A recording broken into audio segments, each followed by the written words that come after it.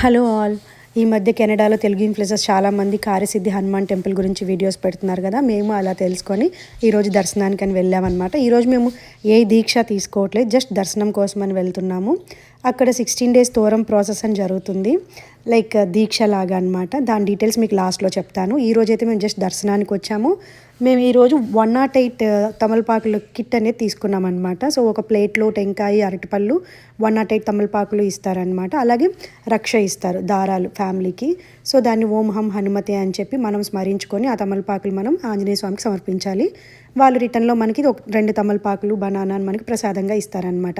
ఇంకా తోరం ప్రాసెస్కి ఎందుకు వస్తే అది 16 days చేయాలి. ఎటువంటి నియమాలు లేవు.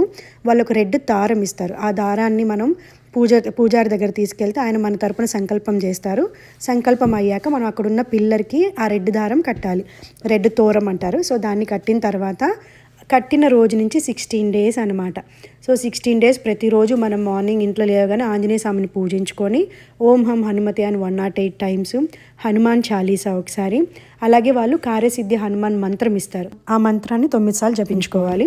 అంతే, డైలీ ఈ 3 మంత్రాలు 16 days కంటిన్యూస్గా పూజించుకున్న తర్వాత 16th day మనం టెంపుల్కి వెళ్ళి అర్చన కానీ పూజ కానీ ఏదైనా చేసుకుంటే ఆ రోజుతో ఆ 16 days దీక్ష అనేది కంప్లీట్ అవుతుందన్నమాట.